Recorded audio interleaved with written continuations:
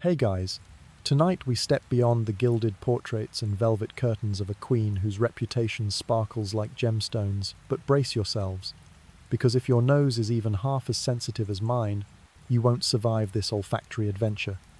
So, before you get comfortable, take a moment to like the video and subscribe, but only if you genuinely enjoy what I do here. I'd love to know where you're tuning in from and what time it is in your corner of the world. You may have heard of Elizabeth I, the Virgin Queen, and embodiment of Renaissance power. But did you know her bathing regimen amounted to a single monthly ritual? Picture yourself entering a candlelit chamber, walls sheathed in gold leaf, silk tapestries underfoot, only to be greeted by a miasma of pomander, smoke, musk and rose essences tangled with sweat, damp linens, and even the whiff of field mice. All these scents combine into a Tudor court symphony like no other. Tonight, we won't merely turn pages of history. We'll inhale every note, every rare drop of herbal, infused bathwater, every dusting of lead, white makeup, and every complex wig hiding a fiefdom of lice. You won't believe that to conceal smallpox scars she once slathered on white lead paste, while daily hygiene meant nothing more than a perfumed cloth. So join me as we uncover the fragrant power plays and nasal nightmares of a dynasty where perfume was a weapon and bathing a ceremony, where each step in the palace whispers 1,000 scented tales. Now dim the lights, maybe turn on a fan for that soft background hum, and let's ease into tonight's journey together. You step lightly through the half-closed door, slipping into Elizabeth's private chamber. Without fear, you will cry out in alarm because you would not survive it if your nose were too sensitive. The glow from animal fat candles cast a dim yellow light, blending with the warmth rising from the cold stone floor. You sense immediately, this is not a modern bathroom with refreshing shower sprays, but a place of ceremonial bathing once a month. You stand before the wooden tub lined with linen, where Queen Elizabeth once soaked herself in warm water, heated by a small set of copper pipes. The event of August in the year 1588, when the Spanish Armada surged upon England, saw Elizabeth review her forces from London, but few know she also held a ritual bath of purification before each victory, perhaps to wash away the scent of flesh and gunpowder, for in those times, people believed water opened the pores, allowing corrupt vapours to invade. Historians still debate whether she truly believed this, or whether it was simply a superstar publicity trick to impress and avoid frequent bathing. You might imagine nobles rushing in, clutching dripping linen towels, while herbal perfumes, clove and rose, were poured over as if they were holy water. If you feel a little short of breath, worry not, it is only the natural reaction of the body, inhaling the pungent scent of ambergris from sperm whales, mixed with civet musk. The good news, you need not check the fragrance's rating score, but little known is this fact. Elizabeth once had a team of smellers whose duty was to test perfumes before she used them, paid more than even royal guards. Imagine a modern afternoon, you at a spa, signing up for a Maldives mud bath package, while she had only a shabby wooden tub and her maids. Have a laugh, for if that tub had modern jets, she would have complained that the bubbles disrupted her humours. After the bathing ritual, she used no shower gel or soap. There were no frothy bubbles flying about, but only applied towels soaked in rose vinegar upon her skin. Then the white lead powder, soothes, was reapplied, forming an artistic facade. Historians still debate the dangers of white lead, whether it truly thinned and damaged her skin, or whether that was a rumour embroidered by later generations. You inhale, sensing the mixture, the smell of vinegar rubbed on skin, the scent of lead powder, the musty feathers from damp carpets. If you think yourself brave, then continue. But don't forget tissues. You might shed tears from sheer overwhelm. Now you see, while the modern world depends on shower sprays and fragrant gels, Elizabeth I turned bathing into a spectacle both splendid and horrifying in the Tudor way. Do you find it fascinating? Continue on to discover how many odours her costly silk gowns could endure. You cannot smell the cool mist spray of showers, only sense the heavy air beneath a refined mask. The official event of the year 1562, when Elizabeth contracted smallpox that scarred her face, also marked the moment her real hair fell away to the scalp. a crucial milestone, because it marked the turn to the style of "she has no hair, so bring on the wigs." Tudor wigs were not like today's glossy nylon pieces, but handcrafted locks, woven from human hair and animal fur, curled carefully like wafers. Imagine the private hairdressers bending over in the Queen's chamber. Each time removing a wig, they might catch a few lice leaping about. A little-known fact is that each Tudor wig could weigh several pounds, forcing the wearer to bear it like a metal collar from an industrial robot. Historians still debate whether Elizabeth truly favoured wigs because of filth and lice, or because she sought to preserve her ageless image, with portraits later still showing golden, shimmering locks. Either way, wigs became the next weapon in the Queen's arsenal of image sorcery. You inhale, trying to catch it. The fragrance of scented powders dusted onto wigs powder, made of ground sandalwood, mixed with rose oil blending with the damp sweat beneath the cotton lining. A scent not for the faint-hearted, but tied to the power and opulence of court life. If you think wigs were only to hide baldness, then hear this. In the year 1587, before the Spanish Armada's assault, Elizabeth donned a scentless wig to inspect the fleet, of course, one specially cleaned and perfumed, because if the smell of lice had leaked from the wig, it might have driven the enemy fleet miles away. Does that sound absurd? A small jest for you. If you think modern hot air hairdryers are a nightmare, then imagine a wig made of sheep's wool mixed with bird feathers soaked in rain. You'd crave jet engines. After placing on the wig, the Queen never forgot to spray several times with civet perfume, a pungent scent to mask even the noise of workers' winds outside. Tudor wig-making became such an industry that they had their own encyclopedia on mixing human hair with animal fur, averaging 60% human hair, 40% fox or wolf hair for strength.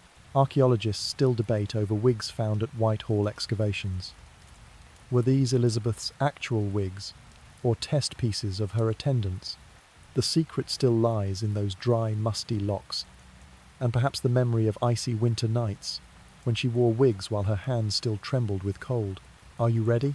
Next, we will plunge deeper into this wondrous yet sweat-soaked world, where every curl was not only ornament but a witness to countless secret rituals, perils, and even embarrassed laughter before the mirror. You do not need hairdryers or glossy foaming shampoo, for in the Tudor court, washing one's hair was considered a dangerous activity, more so than swimming against the Thames. In the year 1562, when the Queen contracted smallpox and was left with deep scars on her scalp, her real hair began to fall like autumn leaves, heralding the grand age of wigs. Elizabeth's wig, an event that transformed royal fashion, was made of real hair mixed with fox, marten, or even wolf fur. Each piece could weigh several pounds, heavier than a whole loaf of whole-grain bread. A little-known fact: to preserve these false crowns, the palace hung them in draught, free rooms, dried them near the fireplace, and dusted them with fine powder from ground sandalwood bark to ward off mould and unwelcome residents like lice. You hear the comb sliding lightly through strands of the wig, a sound like the whispered rhythm of a fragrance examiner. Caring for a wig was an art, rinsing with diluted vinegar, patting with rose oil-soaked cotton cloth, then spreading scented powder to keep the volume. A light jest. If today you are too lazy to wash your hair, dream that you are a Tudor noble, and everyone praises you for having a classic scent. Some historians once recorded the image of Elizabeth sitting before a mirror, her hair assistant climbing onto a small cart to comb each lock, as if weaving a tapestry out of a maid's hair. Historians still debate whether Tudor wigs truly prevented lice, or whether they merely provided such warmth that lice thrived. In any case, at any sudden moment, the hair attendant had to gently use a fine pin comb to dislodge a few residents, a task requiring patience equal to arranging the voter rolls of civil servants. You inhale, trying to sense the mild, sour smell of vinegar still clinging to the strands, blended with the rich fragrance of sandalwood powder and a faint note of strained nerves from wearing a wig so heavy your neck nearly snapped. A modern comparison, like wearing a massive motorcycle helmet all day, only with added holes to diffuse essential oils. In the year 1588, when the famed Spanish Armada advanced, Elizabeth still wore her thick wig to inspect the troops. Even as the sea breeze tossed the false hair, she only smiled slightly. "Comb it later. The salt air cannot defeat my rose scent." A little-known fact: sometimes a Tudor wig was infused with civet perfume, a stench so pungent that strangers who came close remembered it forever, forcing the enemy fleet to retreat several nautical miles from sheer suffocation. You imagine the hair attendant fussing, drying, perfuming, powdering, then drying again, like a 10-step skincare routine version for wigs. A light laugh. If YouTube had a Tudor wig care tutorial channel, you would surely subscribe to the course, How to Prevent Wigs from Collapsing. Archaeologists have found Tudor wigs in the ruins of Whitehall, but whether they were Elizabeth's real wigs or royal imposters, uncovered in the same excavation, remains a fiercely debated question among scholars. Next, you will uncover the following rituals: how Elizabeth masked the stench of white lead powder, kept her silk gowns untouched by water, and treated the court's odour afflictions with herbal teas. But first, let the sound of the combs sliding through wigs echo in your ear, gently leading you into sleep amid the sensory forest of Tudor life. Have you ever imagined that while you slowly chew a cold bar of chocolate before a screen, there was once a queen who devoured entire trays of candied fruits and confections from the Caribbean, only to pay the price with breath like a rotting stew pot? In the year 1580, when sugar imports from those warm regions soared, Elizabeth I swiftly turned pristine white sugar loaves into the sweetest weapon of the court. You hear the whispers, "Sugar, a new symbol of status," scattered across ceremonial tables like snow. This official event marked the expanding wealth of England after voyages of trade to the New World. But little known is this: to provide enough candied fruit for the court, merchants had to endure storms and even the Battle of Margarita in the year 1578, where they both traded and dodged the fury of the sea. Elizabeth's teeth, instead of gleaming like pearls, quickly turned pitch black from sugar. Can you sense the stench of foul breath mingled with the smoky aroma of incense candles? To deceive her courtiers, she used a mixture of pumice, a groundstone powder, blended with vinegar, and rubbed it on her teeth. Occasionally, when the pain was unbearable and extraction was needed, attendants had to tie her to a chair like a bucking horse. A soft laugh. If you just had black coffee, ask yourself whether you would dare to try vinegar mixed with stone dust. Historians still debate whether this sweet habit truly led to such rampant tooth decay that extractions became a snack break, or whether the tale was embellished for dramatic effect. Either way, the private feasts, where cakes and sweet wines were served backstage, became her secret to hiding her jet-black teeth from public view. You picture the backstage scene: candied fruits sweet at first, like a seducer's whisper, then turning to acid that gnawed the enamel, leaving behind a stench no rosewater perfume could mask. A little-known tale tells of a bishop who yanked out one of her teeth with a handsaw to prove his utmost service, a medical act chilling enough to tighten anyone's throat. The metallic sound of pliers scraping gently across a tooth, the squeak of enamel, echoed like a bizarre ASMR rhythm. But rest easy. This story is meant to lull you to sleep, not rob you of it. A modern link. Today we have dental scaling, whitening, laser dentists, healthy gums, yet just a few too many candies, and you too could become a casualty of the battle of enamel. A light jest. If you think instant noodles overloaded with salt ruin your body, Tudor sugar wreaked havoc on royal jaws even more. At a banquet in the year 1583, Elizabeth spoke powerfully before her guests, but some records show she withdrew to a dark corner, away from the spotlight, only to hide her breath. Historians still debate whether she was truly ashamed of her breath, or whether she was simply orchestrating the stage to shine the light on others instead. You sense the smell of burnt sugar near a wine goblet, vinegar lingering on napkins, gritty pumice dust scattered across teeth, all combined into a Tudor scent symphony impossible to forget, no matter how many modern mint candies you try. A gentle jest. If you are worried about bad breath before meeting your crush, take comfort, at least you are not a Tudor queen. You continue on, waiting to discover what emergency remedies Elizabeth used to regain her poise. Perhaps herbal mouthwashes, perhaps the pungent spice of camphor, or even brushing with crushed seashells. All will be revealed soon. But first, take a deep breath and ask yourself, do you have the courage to smile wide? Do you feel the weight of each layer of velvet, of brocade pressing heavily around the body? When Elizabeth appeared before the court at the Golden Jubilee in the year 1600, she wore a long gown of silk brocade, embroidered with 1,000 sparkling crystals.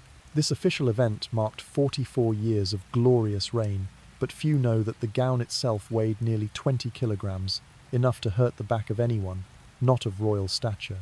Beneath the extravagant gown was a thin linen shift, washed daily, serving as the armor that absorbed sweat. A little-known detail. Elizabeth's shift was often stuffed with dried flower petals and orange peels, like a giant sachet, both masking sweat and adding a touch of gentle fragrance to the body. Imagine wearing a soft cotton nightgown, but over it draping a heavy wool coat. Historians still debate the frequency of courtly wardrobe changes. Some claim Elizabeth had hundreds of gowns, changing daily to maintain freshness, while others insist she reused gowns for many banquets, simply changing accessories and stuffing herbs to mask odor. Either way, you cannot deny that each gown was a masterpiece of craftsmanship, but also a scent trap that forced its wearer to carry dozens of kilograms of fabric. You take a deep breath, the old musty smell of brocade and velvet mingling with grease from the banquet, the smoke from roasting fowl, and the imprint of horse manure upon the gown. Amidst this scene, an attendant had to wield a stiff boar-bristle brush to work wonders upon the fabric, which, if you imagine it, seems as comical as trying to wash your entire closet with a single toothbrush. There is an anecdote that one of Elizabeth's gowns was kept from her coronation in 1559 until a banquet at the end of her life, spanning nearly half a century. The clothing was never washed, only brushed, aired and patched. Imagine a puffed mass of linen layers flaring wide, imprinted with sweat stains. Embracing the body, she seemed to wear an entire drawing room rather than a dress. On a walk through the gardens of Hampton Court in 1592, Elizabeth once leaned into a patch of dried lavender flowers while wearing her gown, leaving their fragrance imprinted upon the brocade. A little-known fact. This was an early technology of scented sachets, when the court realized the odor from damp shifts could be temporarily remedied with pressed herbs. You chuckle lightly. If today you worry about washing underwear above 30 degrees Celsius, imagine they avoided washing outer gowns entirely, letting finery grow richer only in scent. A playful jest. Perhaps Tudor dress design was really fragrance design spread wide. The gentle sound of a brush sweeping fabric, then the crisp crackle of dried lavender leaves, whispering like a lullaby to send you to sleep. Your eyes grow heavy perhaps because your own breath now carries a hint of powdered cloth dust. Let every worry drift with this slow rhythm, and together we shall explore how Elizabeth wielded secret tricks to cloak herself in an untouchable beauty amidst the sea of odours in her court. Aldevin, do you sense the heavy air mixed with herbal smoke when Elizabeth's close stool, her secret chair, was brought near her chamber door, like an indispensable piece of fine furniture? In the year 1596, when Sir John Harrington, the Queen's godson, gifted her the prototype Ajax, the first flushing toilet in Europe, Elizabeth only smiled politely, yet chose to continue using her personal close stool, perfumed with herbs, over a cold machine. This official event marked the dawn of modern sanitation, but also her determination to keep bathroom secrets discreet. You inhale gently. The oakwood scent of the chair, the slightly dry velvet and silk, mingled with odour. You imagine the hands of the groom of the stool, a title sounding less than elegant, but with power nearly equal to sitting opposite the Queen, gently removing the chamber pot, then carrying it to be emptied into the pit behind the castle wall. A strange, little-known fact. The groom of the stool often held such high status that he could overhear royal secrets whispered as Elizabeth relieved herself, and often became among her closest advisors. The air in the palace grew more suffocating as garderobe channels carried waste down along the walls, or sometimes straight into the Thames.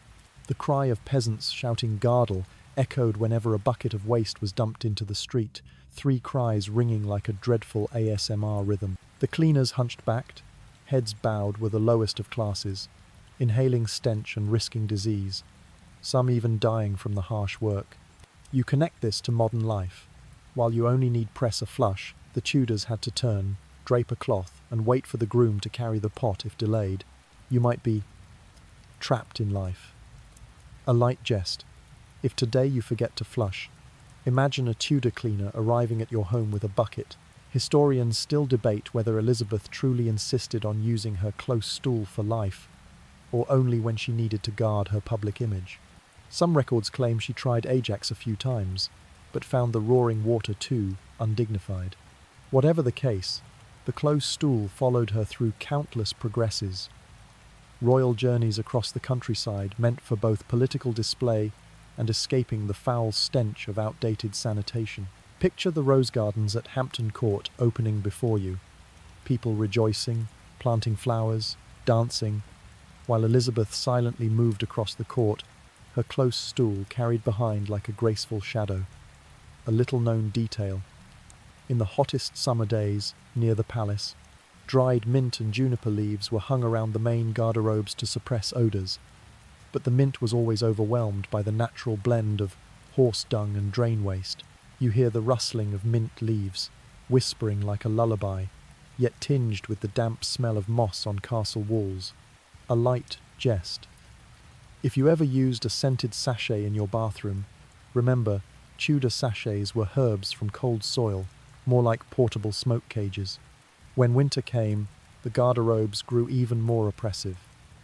Imagine the heat from a steam chamber clashing with the cold winds of the Thames, creating thick mist. Elizabeth had to seal the great windows, use her perfumed close stool, and burn incense in solemn ritual.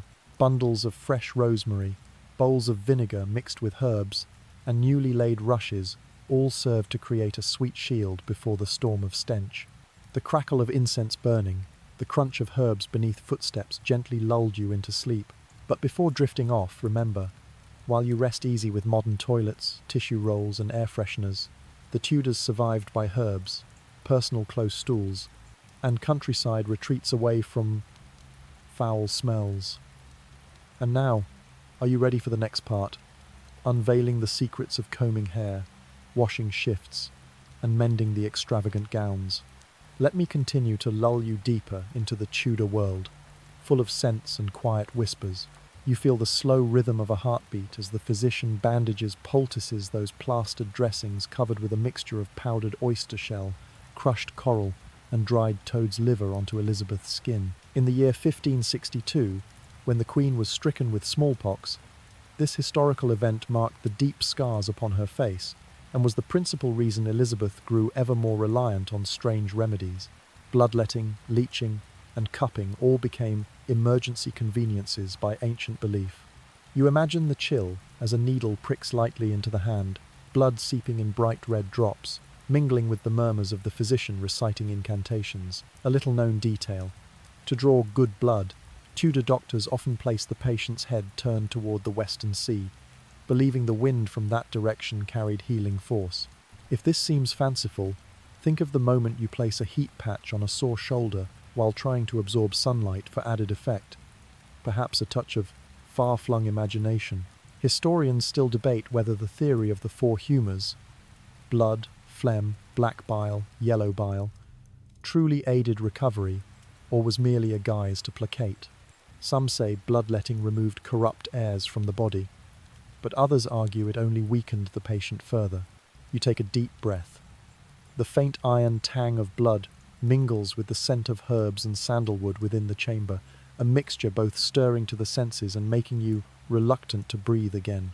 Elizabeth endured all manner of therapies, but she was no easy patient. A curious detail.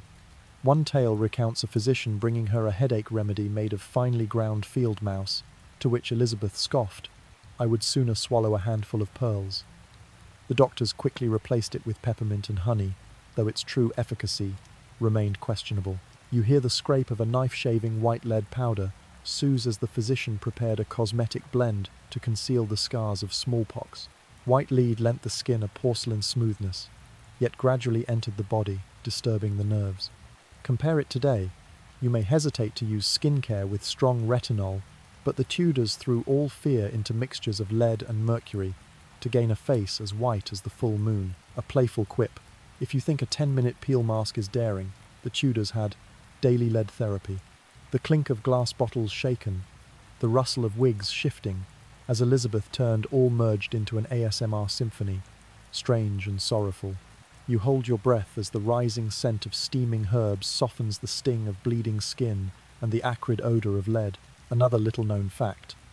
To stimulate circulation, leeches were placed at the wrist, yet Tudors also believed that if set upon the ankles, bad blood would drain from the heart, restoring spirit.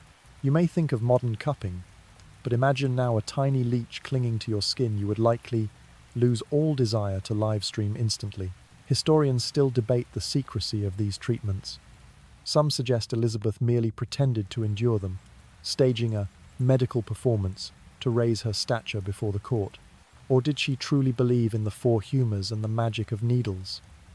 Whatever the truth, the treatment chamber held a morbid allure, making you shiver yet unable to stop listening. You draw a modern link. When your back aches, you simply visit a physiotherapist or buy a heated pad, while Tudor healers watched the rain, the western winds, and placed leeches upon veins mapped by old diagrams. A light jest.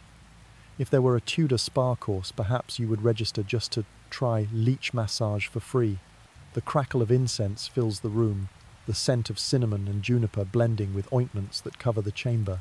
You glimpse an attendant stepping back, sharing the pain of service, eyes still patient. Then Elizabeth reclining upon a plaster chair, eyes shut, nodding as if in a luxurious spa, makes you smile faintly. As you sink into the warmth of a Tudor treatment chamber, let your mind grow calm.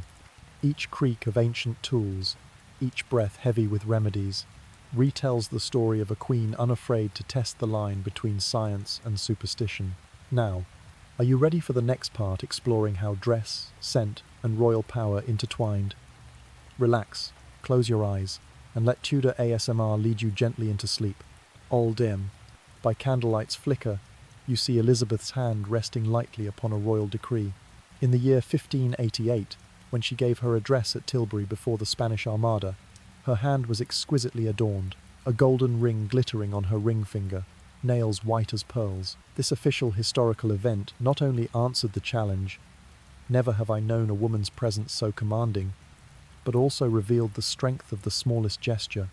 A wave could grant favor, a clasp could transmit courage. You hear the rasp of a bone scraper gliding over calloused nail. Scratch, scratch.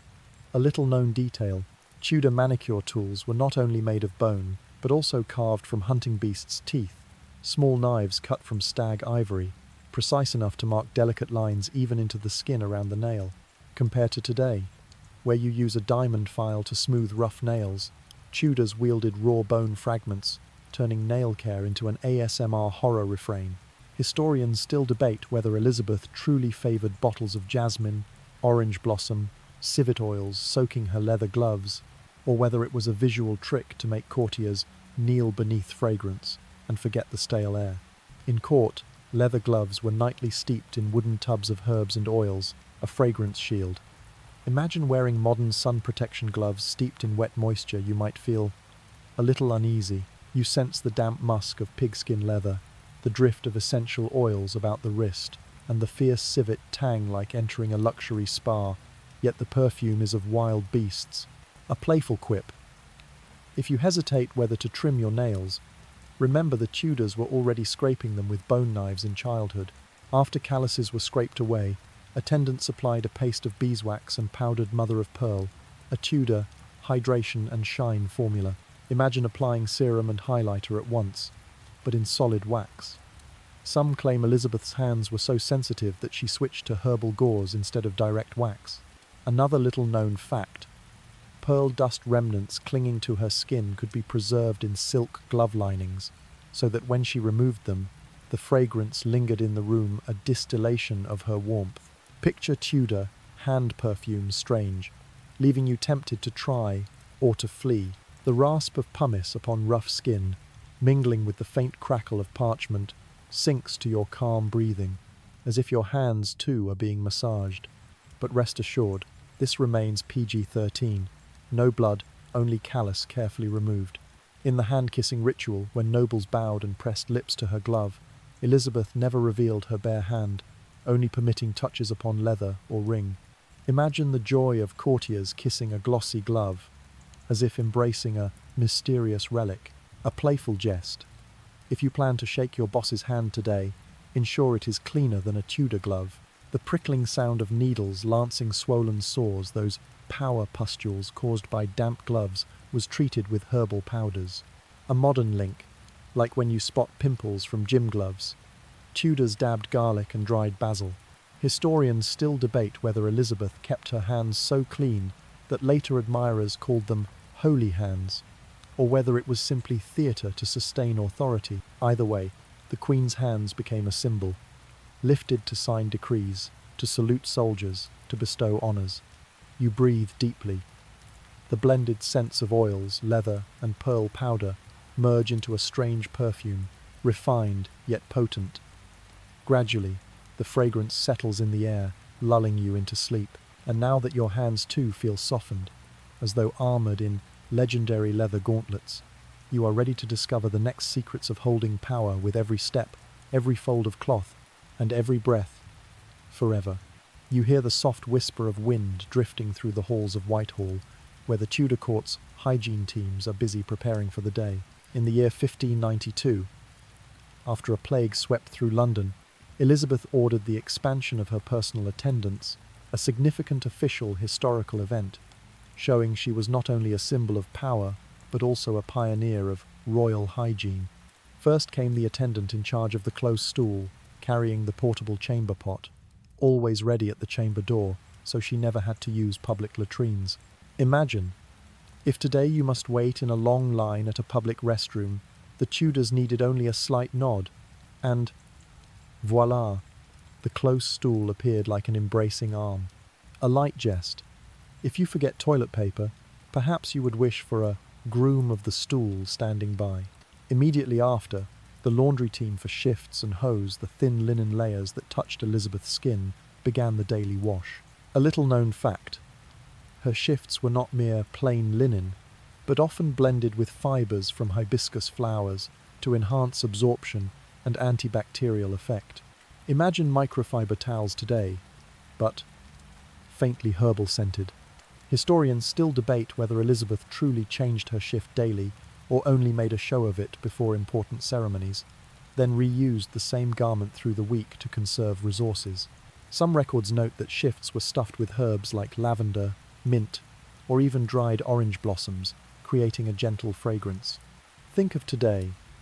As you hang scented sachets in your wardrobe, the Tudors infused the scent directly into their shifts. Next arrived the perfumer, an artisan of fragrant attire with glass vials of rose oil, sandalwood, musk, and civet. The soft patter of drops echoed soothingly, blending with the rustle of silk as she stepped out of the wardrobe. A playful note: if you have ever sprayed too much perfume and friends teased you for smelling like the monsoon, the Tudors believed the stronger the scent, the greater the power.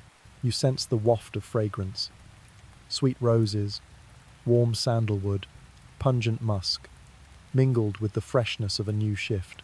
Before any audience, Elizabeth washed her hands with cloths dipped in rose vinegar, gently wiping her arms, wrists, and palms, a ritual to begin the day.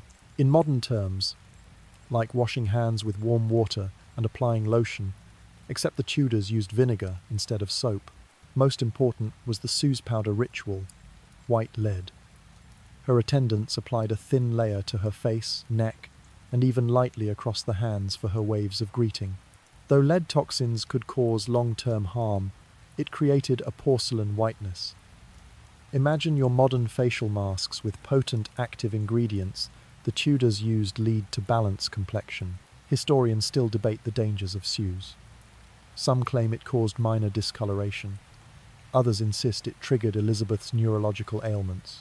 The final morning touch was beetle red lipstick, its colour ground from beetle shells. You hear the stick glide lightly across her lips. Shh. The sound of perfect authority. A little-known fact. Beetles for this paint were gathered from distant forests, and legend said only palace boys could harvest them by royal decree. A playful quip. If your lipstick today boasts SPF 50, Tudor beetle red promised resistance against time itself. Now you take in the whole process. Your hands lightly vinegar, washed, nails smoothed with pumice, skin ghostly white with lead, lips crimson as velvet rose. The sounds, the brushing of shifts, the perfumer's glass clinking, the sweep of soothes, the hiss of lipstick, all merged into a magical ASMR symphony. By evening, the cycle reversed. Imagine the perfumer collecting oils, shifts removed and rushed to the laundry, leather gloves wiped with rose vinegar, and the close stool refreshed with new herbs and eucalyptus incense.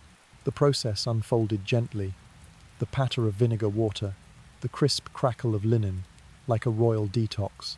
In the final whispers before leaving court, you hear a secretary noting, "Today the Queen's health is sound." Fragrance. 6 drops rose oil, 2 drops musk. Shift. Lavender powder increased by 10%. Much like tracking health apps today, the Tudors kept a paper app of royal hygiene records. Historians still debate whether these notes were accurate or polished reports to protect the Queen's image. You inhale deeply. The evening rose vinegar, the lingering Suze powder, the fresh lavender shift. Each scent, each sound soothes you into deep relaxation. And now, as the ASMR of the Tudor hygiene team closes, you are ready for the next part, discovering secrets of the portable stool, waste disposal systems, and strolls to escape foul odors. Let your throat loosen, your breath slow, and sink into gentle sleep beneath the untouchable aura of the Queen. You sigh as you hear the plague trumpet echoing through the silent halls of the palace. In the year 1592, the plague struck London, killing thousands within just a few weeks. This official historical event disrupted the entire rhythm of royal life, and Elizabeth had to organise a progress, temporary relocations across the countryside, from Richmond to Oxford, to escape the stench of corpses and overflowing waste pits in the city. You sense the damp smell of ashes, the stench of sealed graves, and the musty straw from ploughed fields as the carriages rolled on. A strange, little-known fact. During the height of the plague, guards and attendants were issued scented masks, pomanders, made of orange peel, cloves, and cedar resin, believed to block foul odours and prevent illness. Imagine modern times, like wearing a medical mask disguised as a mini sachet, making the whole street smell of citrus instead of exhaust fumes. Historians still debate the effectiveness of miasma theory, the belief that disease spread through foul air. Some insist it was a flawed idea that delayed the rise of microbiology. Others argue that belief in bad smells encouraged people to keep their distance, unintentionally reducing infection. You hear the soft rustle of cloaks brushing past, inviting you to steady yourself, to trust in gentle breaths. As the plague spread, the stench of waste pits, graves, and dead animals drifting in the Thames mixed into a heavy, toxic smoke. Elizabeth, with her perfumed close stool, left London alongside lords and courtiers. A little-known fact. Before departing, she often had maids scatter fresh carpets, doused in juniper oil, hoping the fragrance left underfoot would ward off disease. Imagine laying a disinfected carpet at your doorway. Tudors called it perfumery quarantine. Amidst this, Sir John Harrington, her godson, presented his Ajax design the first flush toilet at Richmond Palace. The trickle of water through small pipes startled officials, but Elizabeth refused. She thought Ajax novel but lacking elegance. Instead, her perfumed close stool remained in use, becoming a fashionable symbol by her standards. This event slowed the court's adoption of public sanitation reform, for the modern flush seemed beneath royal notice. Imagine the feeling. While others rushed to build sewers, they clung to portable close stools because they suited their style. A light jest. If today you debate between a squat toilet and a sitting one, the Tudors took several rounds of thought before settling on close stool.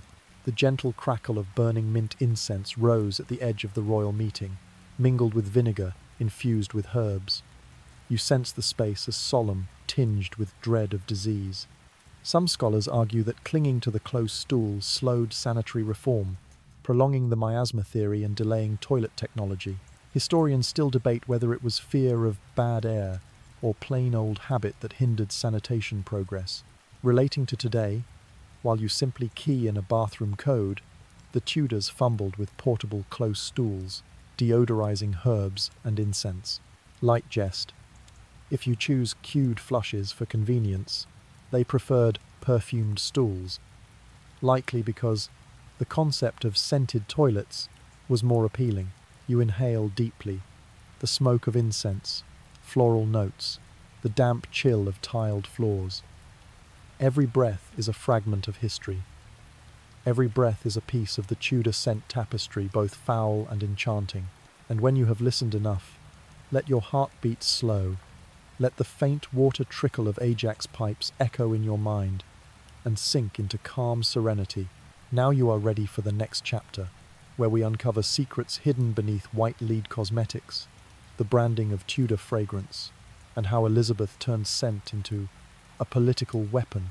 Close your eyes, loosen your body, and hear the gentle sound of sleep drawing near. Asterisk.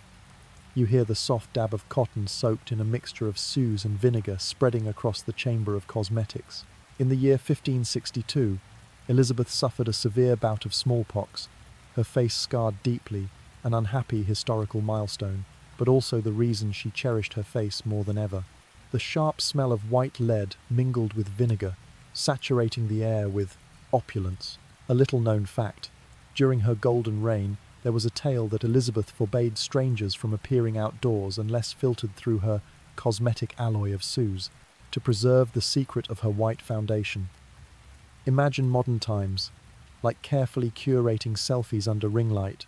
The Tudors selfied through oil paintings. Historians still debate whether white lead mixed with vinegar truly masked pox scars flawlessly, or whether it damaged her skin further, creating a vicious cycle of concealment upon concealment. Still, the crackling of pearl powder spoons grinding echoed like soft pats, lulling you into ease. You hear the brush stroke of vermilion red mercury powder applied to her cheeks. It was the colour of power, of Armada triumph in 1588. The red glowed brighter as Elizabeth tested patches on her hand to ensure the shade looked perfect in sunlight. A strange fact: her cochineal lip pigments, made from Mexican beetles, were so costly each pot was worth a miniature throne. Imagine, while you apply long-lasting lipstick, the Tudors applied beetle red with jeweler's skill to patch cracks. A light jest.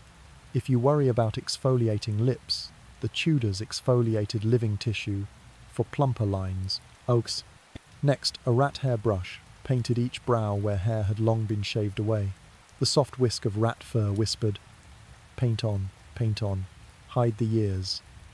A little-known fact: rat hairs were chosen from the sleekest rats, raised indoors, serenaded with sermons and violin music to soothe their spirits, ensuring straight bristles. Historians still debate the practicality: were rat hairs superior to modern synthetics, or simply a psychological trick to make Elizabeth feel powerful in her mirror. Still, the rat hair strokes traced fine lines that lulled you like ancient lullabies. The final touch was a dusting of pearl powder, adding sheen as delicate as morning mist. You breathe in, warm seashell, faint beeswax, like sipping a latte with a zest of lemon. A playful jest: if you think matcha foam art is artistry, Tudor foam art was superfine pearl dust. Then cannon fire signaled the audience's start. Elizabeth, her face porcelain smooth, stepped onto the courtly stage like an immortal goddess. The feather on her hat rustled softly, drifting like clouds. Viewers believed they witnessed a masterpiece, eternal. But you know behind the glamour lay hours of cosmetics, toxins, and whispers. Some historians claim strict control over her portraits. Only the finest circulated created an unreal image. Scholars still debate Tudor portraiture. Did they show Elizabeth's true face, or an early Stone Age Photoshop? You feel the warm scent of orange blossom candle oil, civet lingering at her collar, mingled with the last trace of soothes on her cheek. Each breath reminds you, sovereignty lay not just in proud shoulders, but in cosmetics and face strategies. And as you feel silk-smooth skin, crimson lips, and soaring brows, let the soft whispers of brushes and rat hairs cradle you into sweet sleep. You have uncovered part 11 of Tudor scent and power illusions, and are ready for the next, where the secrets of the portable close stool still wait. Close your eyes, breathe slow, and let the backstage wonders of the Tudor court lull you into perfect dreams. You take a deep breath to sense it. The warm ambergris tinged with the sea, the dense civet musk like the neighing of horses at night, and the rich patchouli entwined with fresh orange blossom. In the year 1588, after defeating the Spanish Armada, Elizabeth held the grandest victory feast at Greenwich, where every corner of the hall hung pomanders, small spheres filled with scented wax to banish the smell of gunpowder smoke and the sweat of soldiers. This official historical event not only flaunted naval triumph, but also introduced the royal weapon of scent as part of ritual. You see dozens of glass bottles meticulously arranged by the perfumer, golden flasks of ambergris imported from the Mediterranean, silver jars of civet musk from East Africa, red copper vessels of Indian patchouli, along with jasmine and orange blossom distilled in Cornwall. A little-known fact: Elizabeth owned a fragrance library, where every perfume bottle was numbered, marked with the specific candle to burn alongside to diffuse the scent best, even with a guidebook of fragrance pairings according to moods. Think of modern times, like having a playlist for mornings. Tudors had a playlist of scents, with level 1, early dawn, level 2, receiving guests, level 3, deep night. Historians still debate whether Elizabeth truly believed in the weapon of scent or merely used it as a sophisticated political tool to create distance with her courtiers. Some argue that light floral fragrances by day uplifted the court's spirit, while heavy musk at night increased majesty, though others contend that overuse of civet created such a harsh smell that guests might linger outside instead. You hear the drip of oil falling into distilling water, the bristle of brushes stirring hot wax. A light jest. If you think you've sprayed enough perfume today, the Tudors sprayed 3 times more and even wore scented masks to keep from fainting. You take another breath. Sweet jasmine mingled with warm patchouli, as though you had stepped into a tea house, but the teapots were ancient perfume flasks. A playful jest. If you use essential oils to relieve stress, Elizabeth used them so obsessively it became an addiction, and certainly never without ambergris on her vanity. Every garment, silk gowns, leather gloves, silk handkerchiefs was infused with scent. You sense the rustle of silk, the surge of oils along her palms, as Elizabeth waved to courtiers. A little-known fact: her silk handkerchiefs were stamped with fragrance tags at the corner, carrying a private code scent each time she gifted one to a diplomat, an unspoken message of refined diplomacy. The gentle sound of leather gloves tapping on a table resembled the rustle of dry leaves. Imagine modern times, like wearing sun protection gloves in summer. Tudors wore perfumed gloves to glide over the hands of nobles, leaving a signature scent. Light jest. If you fear viruses passed by touch, Tudors feared foul odor spreading through skin. You take another breath, the smoke of eucalyptus incense winding through the day's perfume, soothing you as though seated in a grove of orange blossoms. But don't forget the ceremonial footsteps of the procession, where Elizabeth trod upon perfumed silk carpets, each step carrying the scent of power. Historians still debate whether this heavy use of fragrance caused her sensitivity. Some records say perfumers once over-concentrated the oils, giving Elizabeth mild headaches, requiring them to adjust to lighter blends. Regardless, scent remained an indispensable instrument of power. You hear the applause of the crowd, mingled with the sound of someone's soft breath, an ASMR harmony the Tudors never imagined, but one that now lulls you with fragrant balance. You drift into sleep, wrapped in the strong, seductive, and faintly political haze. As you fall into dreams, let ambergris, civet, patchouli, and orange blossom soothe your senses together. Each fragrance is a step of Elizabeth upon her path to immortal image, proof of her political face strategy. And when you open your eyes again, the next part will reveal how Elizabeth turned the palace into a mobile perfume factory. Let your breath steady, the wind rustle through the curtains, and Tudor scents lull you into peaceful sleep. Asterisk. You sense the whisper of silk brushing as nobles enter the hall, layers of brocade cloaks rustling as though murmuring to each other. In the year 1559, after Elizabeth's grand coronation, the culture of false cleanliness erupted. Nobles not only copied her pale cosmetics, but also competed in concocting heavy perfumes to mask body odor. Imagine the mingling: white lead powder, ambergris perfume, musk, mixed with the tang of wine, the aroma of roasted meat from a court feast, and the stench of horse dung in the castle yard, forming the famed Tudor bouquet. A little-known fact: some nobles owned personal scent baths, where they soaked shifts and hose in warm water with herbs before wearing.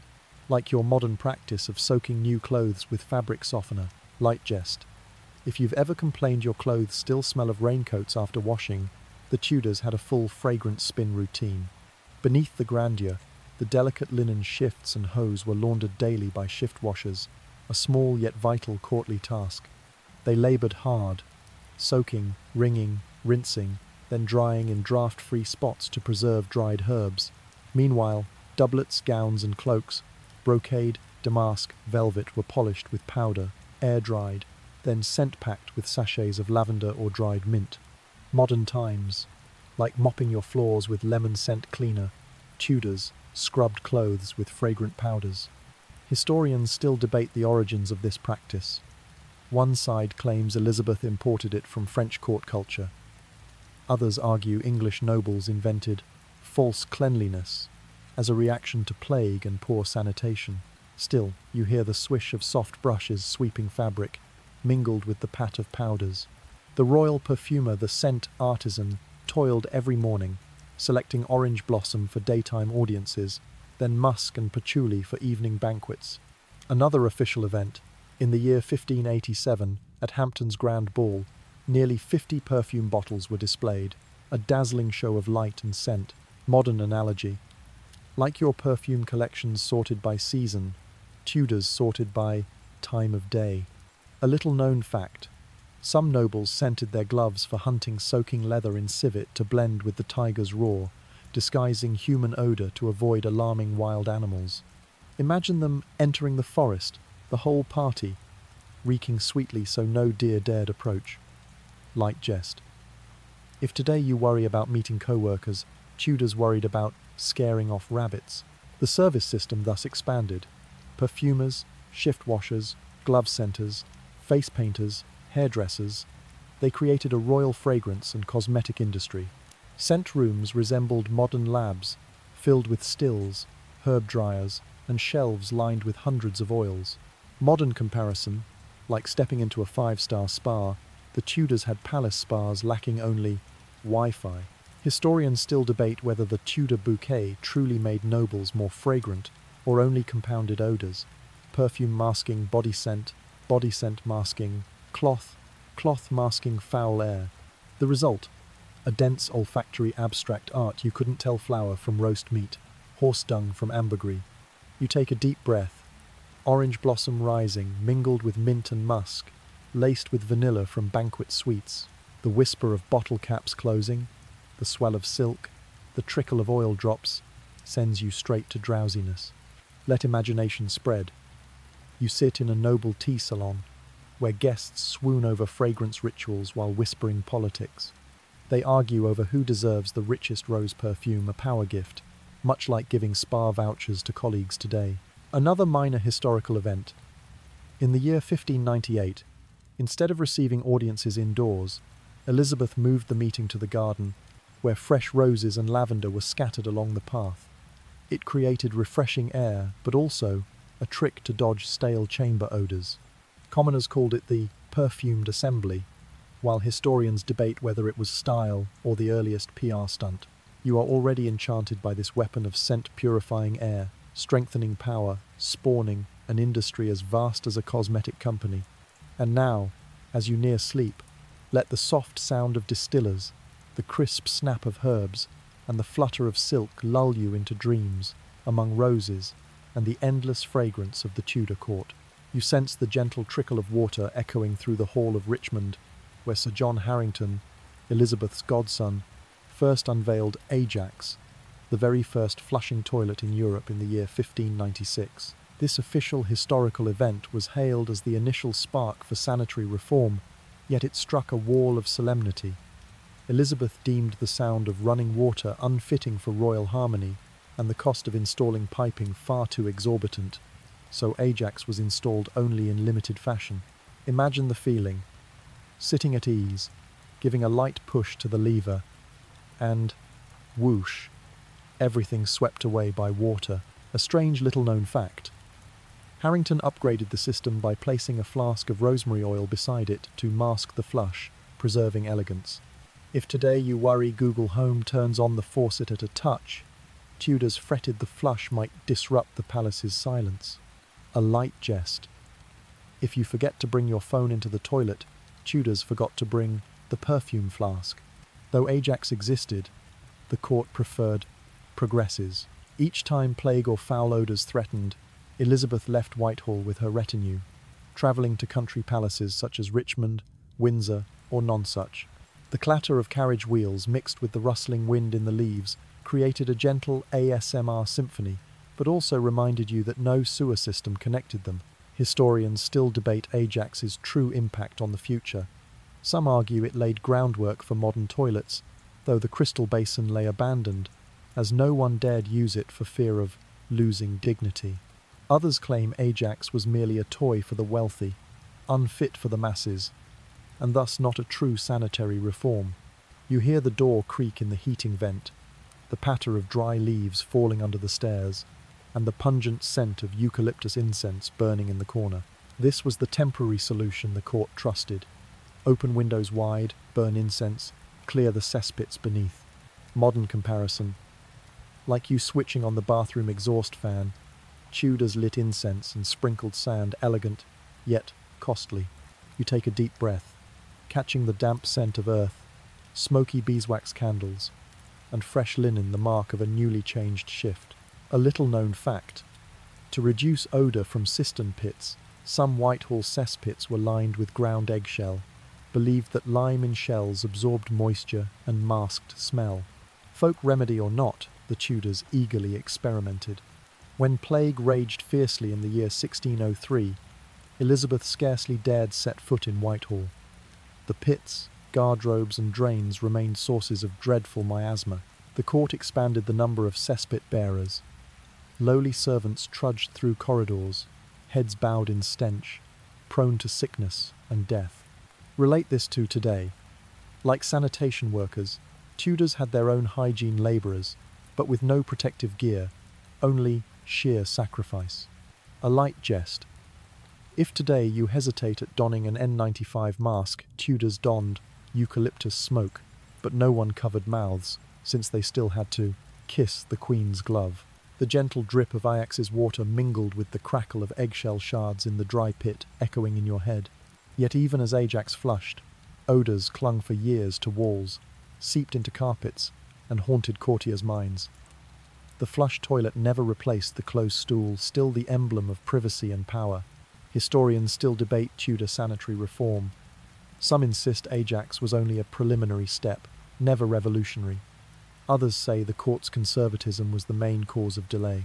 Regardless, Ajax cemented Sir John Harrington as father of Europe's toilet, though his idea failed to take root. You hear whispers of wind, trickling water, incense crackling. The scent of eucalyptus and smoke intertwines with damp earth, beeswax, and powdered eggshell, all forming a strange ASMR of sound and scent. As you close your eyes, let worries about modern toilets or public odours dissolve, yielding to warm peace. And as you sink deeper into sleep, remember, though Ajax may have been a grand precedent, it never touched the Tudor core of hygiene, for the court still chose perfumed close stools, incense, and lavish progresses to ward off stench. Now let waters echo, rustling leaves, and Tudor scents lull you into a gentle, soothing dream. Asterisk. You sigh at the faint beat of drums in Westminster Hall, where Elizabeth I's funeral took place solemnly on the 28th of March 1603, the golden-covered coffin, candlelight flickering upon black velvet cloth, the soft echo of footsteps mingled with the slight tear of silk as attendants removed the final elaborate wig, revealing the pale face beneath traces of heavy soothes and pearl powder. This official historical event not only closed an era, but also opened the legacy of Tudor fragrance and hygiene. You breathe deeply, beeswax blended with white lead, orange blossom lingering on the final shift, sandalwood from the coffin, and deep royal incense. A little-known fact, wigs were stored in carved wooden chests, where perfumers placed ambergris to preserve scent at least 50 years, a whispered vow that power must last, a light jest. If you fret your hair feels greasy after a day, Tudors fretted their wigs might smell. Into the next century, history remembers Elizabeth as an immortal icon of power, commander of the Armada fleet, signer of decrees with a flick of her hand, proud ruler for 44 years. Yet her legacy of scent and hygiene was only unearthed centuries later. Historians still debate the truth of her late-life rituals. Some claim she truly washed with rose vinegar, others that it was symbolic, preserving her pure image. Like weighing whether your exfoliation is real or just an Instagram mask. It is not just a tale of fragrance, but a reminder of hygiene's importance. Elizabeth understood hygiene linked to politics. She used cosmetics, perfumes, measured bathing rituals, and scented close stools to maintain the illusion of pure power. This mark spread to nobility, to common folk, and into popular culture, inspiring countless works of literature, film, and even role-playing games. A modern analogy. As you curate Instagram filters or pricey skincare to build personal branding, Tudors curated rituals and scents to cement authority. Decades later, scholars still seek Elizabeth's handwritten notes, recording the drops of oil used for an audience in March 1595. Some call it a fragrance testament. Others insist it was medical notes. Historians debate their origins. Genuine diaries or embellished documents polishing her image. You feel the same uncertainty as when wondering if last night's Instagram story truly reflected someone's real life. You hear the wind outside the window, leaves rustling, scent mixed with incense smoke. This is the Tudor fragrance legacy, a multi-dimensional canvas where hygiene and politics intertwined. Elizabeth was not only the Virgin Queen or Gloriana, but also the Queen of Fragrance, pioneer of power through illusion. Though the age has passed, its timeless lesson remains. Personal hygiene is not only health, but a tool of image, authority, and culture. Just as today you post a clean living photo online, Tudors used ritual and fragrance to affirm status and win loyalty. The final sounds linger. The soft close of wooden doors, silk's faint rustle as mourners dispersed, and incense smoke hanging in the hall. Your breath slows, eyelids grow heavy, and Tudor scents echo in your mind. Let Elizabeth's story and her fragrance legacy lull you into peaceful sleep, as though immersed in an ocean of rich scent, where past and present fuse into an endless ASMR.